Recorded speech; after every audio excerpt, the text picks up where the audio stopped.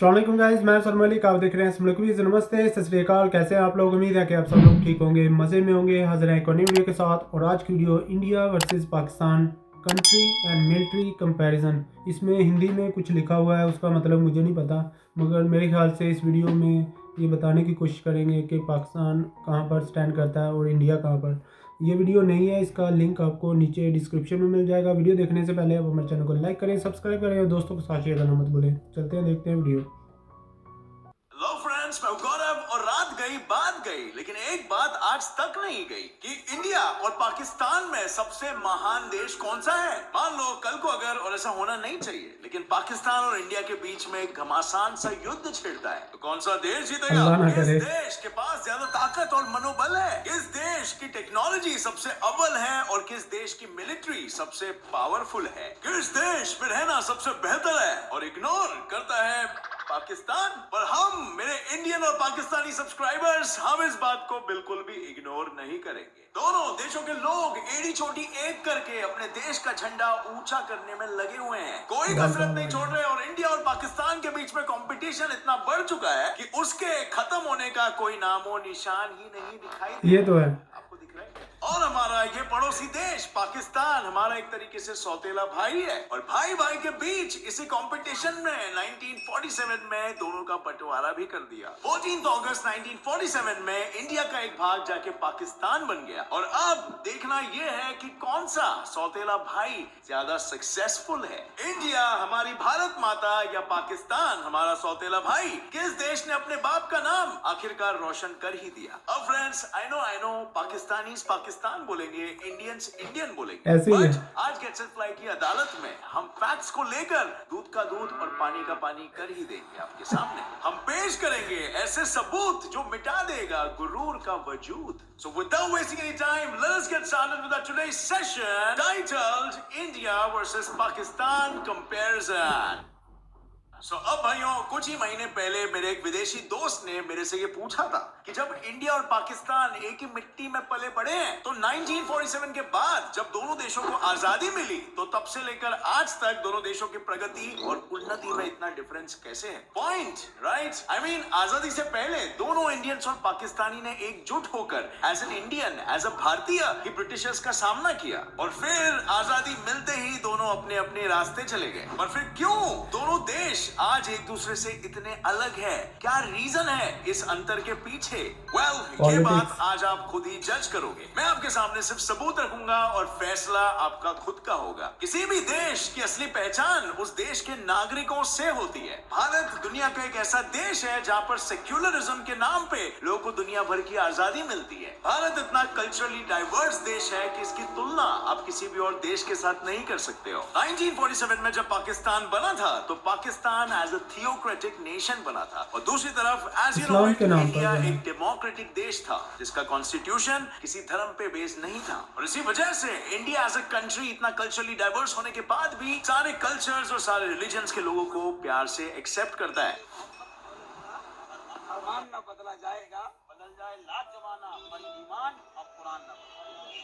क्या दिवाली में अली है और रमजान में राम? चंद्रमा भी कभी ईद का चांद है या कभी शरद पूर्णिमा की शान? इंडिया में मैक्स टू मैक्स 19,500 डायलेक्ट्स यानी कि लैंग्वेजेस हैं, जबकि पाकिस्तान में सिर्फ 300 डायलेक्ट्स हैं। And as you know it, India की नेशनल लैंग्वेज हिंदी है और पाकिस्तान की उर्दू है। और जब बात ऑफिशियल एरिया की आती है, तो इंडिया पाकिस्तान से एटलीस्ट 5 टाइम्स बड़ा है। और क्या आपके मन में ये सवाल नहीं आता है कि क्यों इन दोनों के ज्योग्राफिकल एरियाज में इतना बड़ा अंतर है? इसका जवाब हमारे बंटवारे का असली रीजन है, जो कि रिलीजन है। भारत का बंटवारा एक्चुअली में 2 टुकड़ों में हुआ था, लेकिन पार्टीशन के दौरान 20% पॉपुलेशन तो मुस्लिम्स की थी। सो उनके कायदे से 20% लैंड मुस्लिम्स को मिलना था, और ये 20% लैंड उन्हें वेस्ट पाकिस्तान और ईस्ट पाकिस्तान के हिस्सों में मिला। लेकिन आप मे बी ये सोचो कि वेस्ट और ईस्ट क्यों मिला, दोनों अक्खा का अक्खा क्यों नहीं मिल गया? जरा ये 1909 सन का मैप देखिए। Dark red areas Hindu dominated regions को बताती है, मुस्लिम और वहीं मेजोरिटी एकदम वाले लाइट को रेड मिला था एरियाज वो मुस्लिम डोमिनेटेड रीजन्स को पाकिस्तान बताती और है। और क्या इस मैप को देखकर आपको कुछ याद आता है? वेल, वेस्ट साइड वाला रीजन और कोई नहीं बल्कि पाकिस्तान है, और राइट साइड वाला रीजन अपना बांग्लादेश है। रीजन का बंटवारा उसी रीजन के पॉपुलेशन को मद्देनजर रखते हुए हुआ था। जहां सबसे ज्यादा मुस्लिम थे, उसी रीजन को पाकिस्तान का नाम दे दिया गया, as you can guess it, जिससे कि वो रीजन के लोगों को अपनी घर छोड़ के जाने की नौबत ना आ सके। पर जब बंटवारा हुआ था तो 50% मुस्लिम्स ने तो इंडिया में ही रहने का फैसला कर दिया था, और पाकिस्तान में से जितने भी हिंदूस थे उन्हें इंडिया भेज दिया गया। सो देखा जाए तो इस पार्टीशन से उनको ज्यादा घाटा नहीं हुआ, बल्कि एक तरीके से एडवांटेज मिला। वहां के लोगों की जरूरत से उन्हें ज्यादा ही मिला। और मेरे पर्सनल हम्बल ओपिनियन में दोनों देशों के लोगों को, हिंदूस को और मुस्लिम्स को, इस पार्टीशन की वजह से बहुत ही पीड़ा उठानी पड़ी थी। लोगों के घर उजड़ गए थे, और वहीं राइट से तो इंडिपेंडेंस की शुरुआत हुई। अब पार्टीशन के बाद दोनों देश अपनी अपनी आइडियोलॉजीज यानी विचारधाराओं के बल पे अपने अपने देश के डेवलपमेंट में लग गए। दोनों देश की militaries one of the most powerful militaries in the world है, और दोनों न्यूक्लियर पावर्स भी है। पर पहला सवाल ये आता है कि ये दोनों में ज्यादा पावरफुल कौन है, ज्यादा ताकतवर मिलिट्री किसकी है? और ये सवाल का जवाब हम टेक्निकली भी देंगे दोनों की मिलिट्री कंपैरिजन करके। बट उससे पहले 1947 से लेकर आज तक इंडिया और पाकिस्तान दोनों सौतेले भाइयों के बीच में 4 वॉर्स हो चुके हैं, और चारों बार ऑफिशियली या तो अनऑफिशियली जीत इंडिया की हुई है। Which makes sense, right? क्योंकि इंडिया की मिलिट्री ऑन पेपर पाकिस्तान से थोड़ी बेहतर दिखाई देती है, बट वेपन्स और स्पेसिफिकेशन से हटके एक और एक चीज बहुत ही ज्यादा इंपॉर्टेंट होती है, और वो है पॉलिटिकल कनेक्शंस। अब इंडिया में ही लोगों का एग्जांपल ले लो यार। अगर कोई एक सामान्य साधारण इंसान अगर कोई क्राइम करता है तो सीधा जेल जाता है, और वहीं अगर कोई सेलिब्रिटी क्राइम करता है तो तुरंत बेल मिल के छूट जाता है, अगर जेल जाएगा भी तो। यहाँ पर कैसे कनेक्शन काम में आया? बिल्कुल उसी तरह जो कम पावरफुल नेशंस होते हैं उन्हें भी ज्यादा पावरफुल नेशंस के साथ दोस्ती हमेशा फायदे में रखती है। और पूरे दुनिया का भाई यानी सबसे पावरफुल कंट्री कौन है? USA, right? जिसके हाथ में यूएसए का हाथ हो, समझो पूरी संसार उसके साथ हो। लेकिन अर्ली 2000s में यूएसए और पाकिस्तान की नई नई दोस्ती ने इंडिया को एक तरीके से आइसोलेट कर दिया था, और ये आइसोलेशन एक तरीके से इंडिया को बहुत भारी पड़ रहा था, क्योंकि यूएसए कभी खाली हाथ नहीं आता है। उसके साथ आते हैं बहुत सारे advance technology, modern military equipments, जो अगर गलती से भी गलत हाथों में पड़ गए तो समझ लो दुनिया का विनाश बहुत नजदीक है। लेकिन पाकिस्तान और यूएसए के बीच में ये दोस्ती ज्यादा दिन तक नहीं टिकी, क्योंकि यूएसए की इंटेलिजेंस एजेंसी ने कुछ ही दिनों में ये समझ लिया कि पाकिस्तान कुछ तो छुपा रहा है। पाकिस्तान के कुछ ऑफिशियल्स दरअसल यूएसए के पीठ पीछे तालिबान फोर्सेस को अफगानिस्तान में न केवल सिर्फ शेल्टर दे रहे थे, पर साथ ही साथ उन्हें अमेरिकन स्ट्राइक से भी बचा रहे थे, उन्हें इंफॉर्मेशन देके। मतलब एक तरह से उन ऑफिशियल्स की क्या डेयरिंग थी, वो भी अमेरिका के सामने। और इसी वजह से अमेरिका ने अपने सारे रिश्ते नाते तोड़कर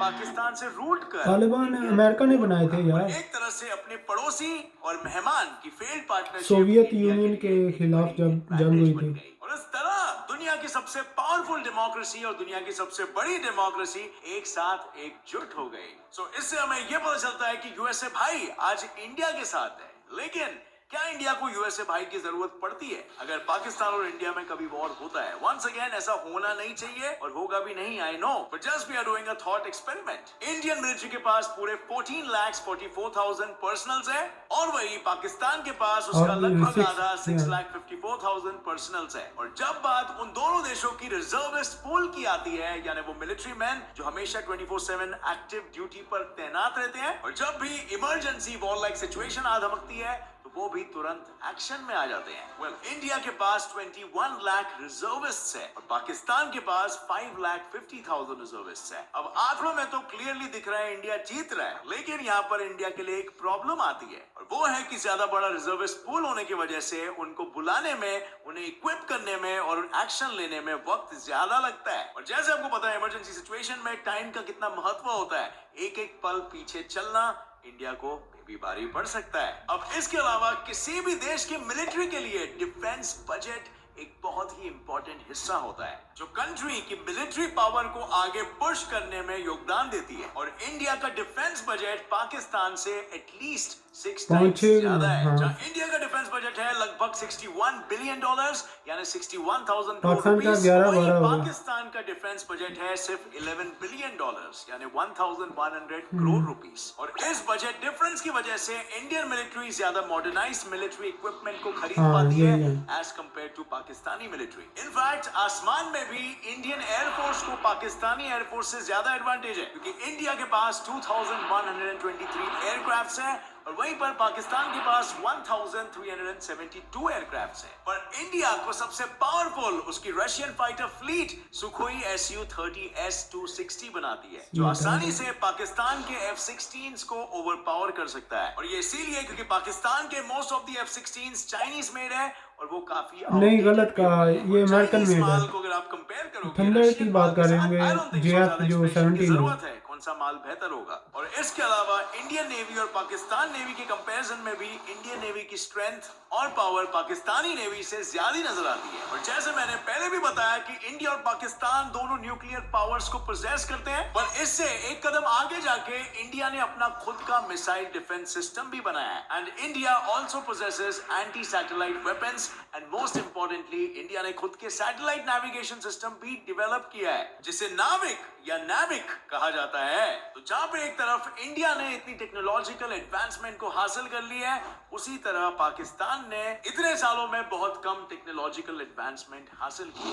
सो अब ऑन पेपर हमें ये पता है कि इंडिया और पाकिस्तान की लड़ाई में मोस्टली कौन जीत सकता है, लेकिन जैसे मैंने कहा ये लड़ाई कभी होगी नहीं, क्योंकि इंडिया और पाकिस्तान के बॉर्डर में जैसे आप देख सकते हो इतनी टाइट सिक्योरिटी होती है। जैसे आप यहाँ देख सकते हो रात होते ही यहाँ पर 1,50,000 फ्लड लाइट्स इस पूरे एरिया को जगमगा उठते हैं for security reasons of course. लेकिन ये फ्लड लाइट्स को और ये लाइट को आप स्पेस से भी देख सकते हो। अब फ्रेंड्स 1947 से लेकर अब तक इंडिया और पाकिस्तान के जीडीपी में इतने ऊंच नीच हुए हैं जिससे दोनों देशों की इकोनॉमीज जैसे बंद पड़ गई हो। इनइक्वालिटी और पॉवर्टी दोनों देशों में हाई था, और जहां एक तरफ इंदिरा गांधी ने इंडिया में गरीबी हटाओ का नारा दिया, वहीं पर जुल्फिकार अली भुट्टो ने पाकिस्तान में रोटी कपड़ा मकान का नारा दिया। उनके पॉलिसीज ने फॉरेन रिजर्व्स और एंटरप्रेन्योरशिप को रिजेक्ट करके पॉवर्टी और इनइक्वालिटी को कम करने के बजाय उसे ज्यादा बढ़ा दिया, और फिर छक मार के दोनों देशों को IMF यानी इंटरनेशनल मॉनेटरी फंड के सामने फाइनेंशियल एड के लिए हाथ फैलाना पड़ा। पाकिस्तान साल 1988 में IMF के पास फंड मांगने गया,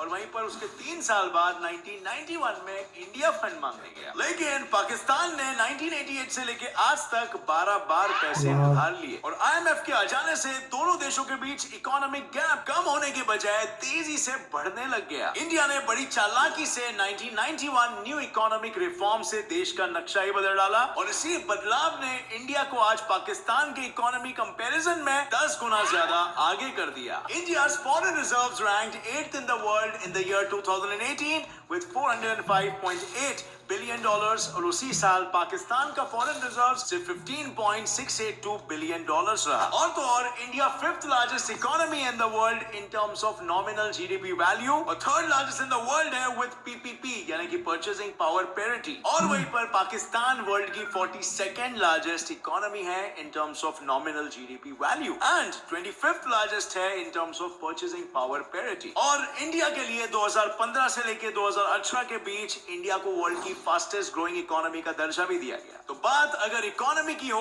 मिलिट्री की हो, या इवन टेक्नोलॉजी की हो, तो आंकड़े हम सबके सामने थे। लेकिन फ्रेंड्स, जिन देश ने सही वक्त पे सही निर्णय लिया, वही देश प्रगति की सीढ़ी जल्दी चढ़ पाए। और ये कंपैरिजन तो सिर्फ आज के डेटा के अनुसार है, आगे दोनों के दोनों देश में वो पोटेंशियल है कि दोनों सुपर पावर्स बन सकते हैं। देश के विकास के लिए किन चीजों की जरूरत होती है? सही पॉलिसी, सही डिसीजन, सही डेवलपमेंट, सही नागरिक, और सबसे इंपॉर्टेंट सही केपेबल और ट्रस्टवर्दी और कमिटेड लीडर्स। और फ्रेंड्स, हम सब में वो ताकत है कि हम अपने लीडर को खुद चुन सकते हैं। सो एक तरह से देश का भविष्य हमारे हाथों में है। With that said, thanks a lot for watching this video. अगर आपको ये वीडियो पसंद आया तो एक लाइक जरूर ठोकना। मेरे channel gets it by fact को अभी सब्सक्राइब कर लो और दबाइए नीचे दिया गया बेल आइकन, ताकि आप आगे आने वाली हमारी कोई भी फैक्ट बेस्ड और फन बेस्ड वीडियो को मिस ना कर सको। As always, stay curious, keep learning and keep growing. जय हिंद। सो गाइस, वीडियो देखी। इस वीडियो में इन्होंने कंपैरिजन किया पाकिस्तान और इंडिया का। ये बात तो हो नहीं सकती कि कंपैरिजन ना हो, क्योंकि हर दूसरी वीडियो जो इंडिया और पाकिस्तान में बनती है और पाकिस्तानी और इंडियंस बड़े खुशी के साथ वो वाली वीडियो देखते हैं जिसमें उनके कंट्री के लिए चंद अच्छे अल्फाज बोले जाएं। तो हमारा भी हाल यही है, मगर ये वाली जो वीडियो थी बहुत ही अच्छी थी। मैं टू बी ऑनेस्ट यही कहूँगा कि इन्होंने कोई वो बात नहीं की जिस तरह से दोनों कंट्रीज़ के लोगों की फीलिंग है जो वो हर्ट हो। ये रियलिटी बेस जो इन्होंने बताया, जिस तरह से इंडिया की इकानमी है, इतनी बड़ी इकानमी है, दुनिया की 5वीं बड़ी इकानमी है, इसको तो कोई डिनाई नहीं कर सकता। पाकिस्तान में भी लोगों को पता है कि इंडिया कितनी तेज़ी के साथ तरक्की कर रहा है। आईटी में आप देखें और एजुकेशन में इंडिया बहुत ही आगे निकल चुका है, और पाकिस्तान में इस तरह की कोई यूनिवर्सिटी नहीं है कि जो वर्ल्ड स्टैंडर्ड की हो। तो आप अंदाज़ा करें, प्रायोरिटी से पता चलता है कि किस कंट्री में ज़्यादा प्रोग्रेस हो रही है। तो हम जब भी कंपैरिजन करते हैं, इंडिया की बात करते हैं कि इंडिया में ये चीज़ें अच्छी हो रही हैं, इस तरह से पाकिस्तान में भी होना चाहिए। तो मेरे ख्याल से जो कंपैरिजन पॉजिटिव चीज़ें आप लें वीडियो से, तो उसमें आपका फ़ायदा होता है। अगर आप बहस पर चले जाएं कि आर्गूमेंट करना शुरू कर दें कि नहीं जी पाकिस्तान तो बहुत आगे निकल चुका है, इंडिया तो बहुत पीछे है पाकिस्तान से, ये बात मेरे ख्याल से गलत है। जो सही बात है उसको एक्सेप्ट करना चाहिए। और जो करप्शन है, दोनों कंट्रीज़ ने इतनी ज़्यादा करप्शन की, लोग भी पीछे नहीं हैं, मगर जो पॉलिटिकल लीडर है ना, उन्होंने बहुत ज़्यादा करप्शन की, उनकी वजह से ज़्यादा सिस्टम है जो पाकिस्तान इंडिया का ख़राब हुआ। और इंडिया ने कंट्रोल भी किया, अच्छे से किया, और इसी वजह से इंडिया में अब कम करप्शन है। ये नहीं कि ख़त्म हो गई, वो तो कभी भी नहीं होगी, इसलिए कि हमारे जो लोग हैं ना वो भी माशाल्लाह हैं। वो हम ऐसे बात करते हैं, जब बात करते हैं तो ऐसे लगता है कि यार हमने तो सारी ज़िंदगी गुनाह नहीं किया, कोई गलत काम नहीं किया, मगर जब मौका मिलता है हम छोड़ते नहीं हैं। ये बात आप माने या ना माने, इस तरह से दोनों कंट्रीज़ में है। इसीलिए हमारी जो ज़्यादातर आबादी है वो पावर्टी में है। अगर हम लोगों को जंग करनी है तो इस तरह के कामों पर करनी चाहिए कि पावर्टी कौन पहले ख़त्म करता है, या हमारे कंट्रीज़ में जो ट्रेड है वो किस तरह से अच्छा होना चाहिए, इस तरह का कंपैरिजन होना चाहिए। और हमारे जो लोग हैं इंटरनेट पर जंग लड़ सकते हैं, मगर हकीकत में इस तरह की कोई बात नहीं होनी चाहिए, क्योंकि इससे पहले इन्होंने बताया कि 4 वार्स हैं जो पाकिस्तान और इंडिया की हो चुकी हैं, उससे फ़ायदा किसी को भी नहीं हुआ। नफ़रत एक दूसरे में फैली, और बड़ी मुश्किल के साथ अब पाकिस्तान और इंडिया के लोग हैं जो वो दोबारा से थोड़ा सा मिलना शुरू हुए हैं। तो अल्लाह करे कि इस तरह का कोई काम ना हो, इसलिए कि जो लोग हैं वो इस चक्की में ना पिस जाते हैं। जो गरीब लोग होते हैं, अमीर भी हों, जो भी हो, बिज़नेस पर्सन भी हों, वो भी इसी तरह से जब भी हालात ख़राब होते हैं पाकिस्तान इंडिया के, तो सबसे बड़ा धचका ना जो वो गरीब आदमी को लगता है। इसलिए कि मुझे पता है कि जब पाकिस्तान और इंडिया का रिसेंटली तनाज़ा हुआ था तो प्याज आना बंद हो गया इंडिया से, तो पाकिस्तान में इतना ज़्यादा महंगा हो गया। नुकसान किसको हुआ यार? उस आदमी को हुआ जिसके पास एक दिन का खाने का पैसा होता है, तो वो प्याज ले या खाना खाए। तो गरीब आदमी को ज़्यादा नुकसान होता है। इसी तरह से इंडिया में भी लोगों को नुकसान पहुंचता है, मगर हम लोग जो डिनाइल में चले जाते हैं ना, हम डिफेंड करना शुरू कर देते हैं।